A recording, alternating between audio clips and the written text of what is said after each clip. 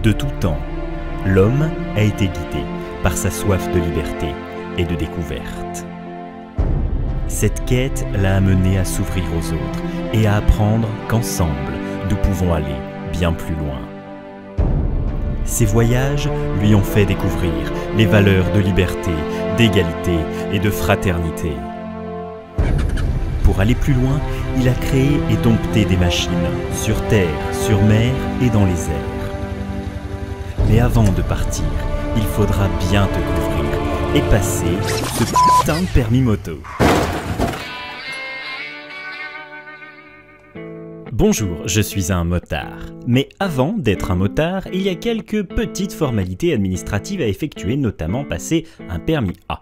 Si vous avez les miquettes de le passer ou que vos parents ont une peur bleue d'avoir un motard dans la famille, je vais vous nettoyer un petit peu le terrain. Pour valider ce permis, vous allez donc devoir passer une série d'épreuves qui ont pour but de vous apprendre à ne pas vous cracher 50 mètres après l'achat de votre premier gros cube.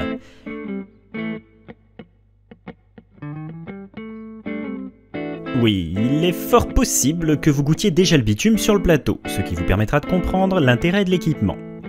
À moins que vous n'ayez les mêmes pouvoirs que Wolverine, mais alors ça j'en doute beaucoup. Le permis A, c'est plusieurs épreuves, dont la poussette, parce que vous allez devoir pousser. Oui, pousser madame, c'est une moto. Les vérifications, parce que vous allez devoir vérifier quelques éléments de la moto. Rassurez-vous, il n'y a pas besoin d'être mécanicien. Le lent, parce que vous allez devoir rouler lentement, très lentement. Le rapide, parce que vous allez devoir rouler, oui, rapidement, c'est ça, il y en a 2 qui suivent. Et une interrogation orale basée sur les fiches à thème dans un bouquin que vous allez ouvrir la veille de l'examen, comme tout le monde. Une fois que vous aurez réussi cette partie, vous bomberez fièrement le torse en disant « J'ai eu mon plateau ». Et c'est pas fini. Vous aurez aussi une épreuve sur route ouverte. Là, fini les cônes VLC, et bonjour les portières qui s'ouvrent, les plaques de gasoil, les passages piétons glissants, les gravions dans les virages, le froid, le chaud, bref, les plaisirs de la moto. Dernier point, si vous ne l'avez pas encore, ou si vous l'avez eu il y a fort longtemps, vous devrez aussi passer le code, qui, dans aucune des questions, ne vous placera sur une moto. Donc, si la question est « Est-ce que je peux dépasser ?», ne répondez pas « En moto, ça passe large ». Ce qu'on vous demande, c'est si en Twingo ça passe, pas en GSX-R 1000. Mais il est con celui-là ou quoi? Non mais laisse, je fais une vidéo là. Une fois le code en poche, direction donc le plateau. À première vue, ça va, faut juste pousser la moto. Enfin, faut juste, il y a quand même un petit travail d'équilibre parce que si la moto verse d'un côté jusqu'à ce fameux point où la seule solution est de tout lâcher, que vous soyez balèze ou pas, laissez la moto tomber, elles sont faites pour ça. C'est à ce moment-là que les gars qui gèrent les moto-écoles m'insultent normalement. Bref, que vous soyez fort en chocolat ou pas, il faudra rester sur le point d'équilibre de la moto pour ne pas trop ressentir son poids. Et pensez à vous entraîner aussi en marche arrière. Et oubliez pas la béquille à la fin, ça serait dommage. Après la poussette et la première goutte de transpiration qui parcourt votre visage, vous aurez à effectuer une petite série de 3 vérifications directement sur la moto. Comme on va se faire chier si je vous les montre une par une, on va accélérer tout ça. Mais sachez qu'il y a commande d'embrayage et d'accélération, feu de position, croisement et route, indicateur de changement de direction, niveau d'huile moteur, transmission, éclairage arrière et feu stop, klaxonnaire rétroviseur, direction, commande de frein, pneu avant ou arrière et suspension. Tous ces points sont à connaître, non seulement pour l'examen, mais également pour après votre permis, quand vous aurez votre titine. Et puis regardez comme il a l'air heureux de les connaître ces vérifications. Pour l'épreuve du lent, vous devrez effectuer un parcours à allure réduite, très réduite, sans vous vautrer devant l'examinateur. L'idée est de jouer sur l'embrayage en première, de regarder loin, très loin, pour réaliser la première partie du parcours en plus de 20 secondes. Ne touchez pas au frein avant durant cette épreuve, si vous l'utilisez alors que le guidon est tourné, la roue avant se bloquera et vous chuterez comme une grosse merde. On ne jouera ici qu'avec le frein arrière qui, pour rappel, est sous votre pied droit. Si, en regardant faire, cela ne semble pas monstrueux, le maniement de la moto à faible allure demande beaucoup de concentration et d'équilibre. Ne fixez pas le sol, car si vous regardez les cônes directement, vous allez naturellement aller rouler dessus. Peu importe la vitesse, la moto ira toujours où vos yeux regarderont. C'est pour ça que lorsqu'il y a un gros caillou au milieu de la route, on le regarde et on n'arrive pas à l'éviter. La notion de regard sera aussi très importante dans le rapide, vous verrez tout à l'heure.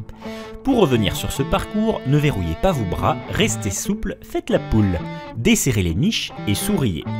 La plus grosse difficulté sera de gérer votre stress. Il est capable de vous faire oublier tout ce que vous avez appris et de vous faire des erreurs que vous ne faites plus depuis votre deuxième cours de plateau. Malheureusement, aucun remède miracle pour ça, seul imaginer votre examinateur nu vous fera peut-être dédramatiser ce moment. Et là, c'est le moment où les examinateurs m'insultent. À mi-parcours, on vous équipera d'un sac de sable vivant, histoire de dire que vous avez déjà eu quelqu'un derrière vous. Attention, sur route, le comportement de la moto à deux, ça change vraiment, et le ou la passagère devra apprendre à se tenir derrière vous pour ne pas vous mettre un coup de boule à chaque freinage ou se retrouver le cul par terre quand le feu passe au vert. Le reste du parcours consiste simplement à ramener votre passager en un seul morceau. Si vous chutez ou si vous ratez une porte, la sanction sera immédiate. Vous êtes le maillon faible, au revoir. Et vous devrez repasser toute l'épreuve du plateau. Cette épreuve est la plus dynamique de l'examen. On va enfin pouvoir passer quelques vitesses. Rappelez-vous, la première est en bas, les autres sont en haut. Si vous passez la seconde, que le moteur hurle mais que la moto n'avance plus, ne cherchez pas, vous venez de découvrir le point mort calé sadiquement entre la première et la seconde. Le rapide commence par une épreuve de freinage appuyé. Vous partez tout droit au fond de la piste, vous revenez à 50 km/h, vérifiez avec un radar, ça c'est pour vous habituer, et vous pilez pour arrêter la moto entre les cônes. Rien de bien méchant, l'idée est surtout de prendre conscience de la distance de freinage à 50 km/h et de comment se positionner sur la moto pour faire ça proprement. Si cette distance semble déjà longue, imaginez qu'il faudra dans la réalité ajouter le temps de réaction. Rien de bien méchant ne veut pas dire que vous allez y arriver tout de suite non plus. Petite parenthèse sur le freinage, vous avez deux freins. Le plus puissant, le frein avant, et oui, on a dit puissant, et le frein arrière qu'il faudra apprendre à doser pour éviter de bloquer la roue. Oui, je sais, sinon il y a des motos avec ABS. Pour la deuxième partie du rapide, ça se corse légèrement. Évidemment, on évite les plots, ça ne change pas, on porte le regard au loin et on met du rythme. On se cale à 40 km/h pour l'aller. Arrivé au bout, un petit demi-tour un peu sadique vous attend. On repasse en première, on prend toute la largeur à droite et arrivé à mi-demi-tour, on remet le regard loin, très loin. Sinon, vous allez regarder le bord de la piste et aller naturellement cueillir les pâquerettes. Grâce à mon nouveau déodorant 96 heures fraîcheur pâquerette, plus besoin de me laver entre deux journées de moto. Qu'est-ce qu'il me fait raconter celui-là? Allez, au boulot. Une fois les pâquerettes évitées avec brio... Avec qui? Avec brio, c'est une expression. On repart pour atteindre les 50 km/h, toujours vérifié au radar. Au bout du retour, en ligne droite cette fois, vous attendent des cônes qui vont vous sembler à première vue un petit peu serrés. Ils simulent juste un obstacle en ville et vous invitent donc à faire un magnifique évitement. Il suffira après cet évitement de freiner pour vous arrêter entre les cônes.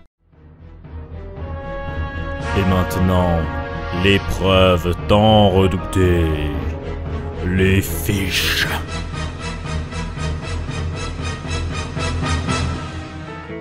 Bon, là il n'y a pas de secret, il faudra bouquiner votre livret moto pour acquérir un minimum de culture générale. Les 12 fiches, qui ont des thèmes principalement axés sur la sécurité et les accidents, pourront vous dresser un tableau un petit peu noir du monde de la moto. Aucune d'entre elles ne vous parlera du bonheur de rouler en groupe sur un petit col de montagne, vous découvrirez ça un peu plus tard. Sans parler de les connaître par cœur, vous devrez être capable de papoter 5 minutes sur un des thèmes. En plus, vous aurez même une trame devant vous. Là, aucune excuse pour rester muet.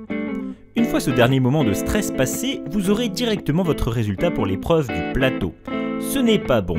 On remet ça, on remet ça, on remet ça. C'est bon, on passe à la route. Là, je suis désolé, mais oui, il faudra enfiler un gilet fluo. Bon, juste le temps des cours, hein. Soit vous avez déjà le permis voiture et l'habitude de conduire sur route et cette épreuve devrait être une formalité, soit c'est votre premier permis et vous allez découvrir l'ampleur de la tâche. Car oui, avant que conduire votre moto devienne un plaisir, il faudra vous habituer à quelques impondérables.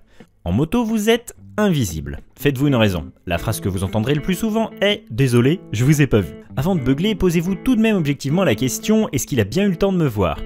Car si vous arrivez comme un porc en doublant dans une intersection, vos chances d'être vu sont plutôt minces.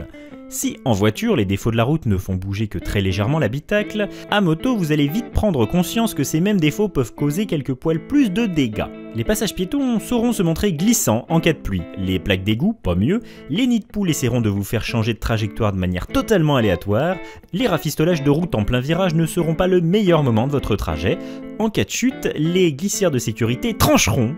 Dans le vif du sujet, la liste est encore longue, mais si vous apprenez à vous comporter face à ces particularités, le plaisir de conduire votre moto vous donnera un des plus gros sourires que vous puissiez faire. Pour l'épreuve en elle-même, vous recevrez les instructions de l'examinateur par radio dans votre casque, comme lors de vos cours. Montrez que vous êtes réactif, bougez bien le casque lors de vos contrôles, respectez scrupuleusement le code de la route, mais soyez dynamique. Dernier point, quand ils se croisent, les motards se disent bonjour par un signe de main ou de tête. Et ça, même en moto-école. Merci donc à ces deux motards croisés totalement par hasard qui illustrent parfaitement ce petit morceau d'esprit motard que nous devons conserver à tout prix.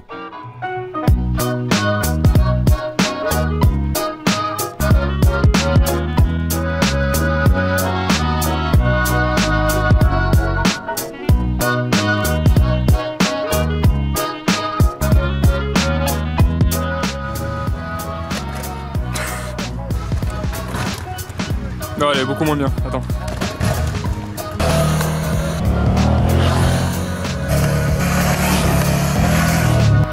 Surtout pas de sourire, hein. Surtout pas de sourire, surtout ne souris pas. Un bon claque. Non, je l'ai raté, faut que je la refais. Le mec il rate sa fermeture de lumière.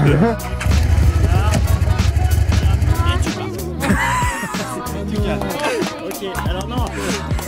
Ok, on va pas mal. En période de reproduction, le mâle marque son territoire à l'aide de petites bandes blanches, dans le but d'attirer la femelle motarde. Attends. Et on repart. Allez, go. Alors en fait, voilà, c'est une moto, il faut la pousser. Hein. Allez, au boulot. Oui, allô? Ouais. Mais... Il est bien fixé celui-là. C'est bon? C'est pas grave.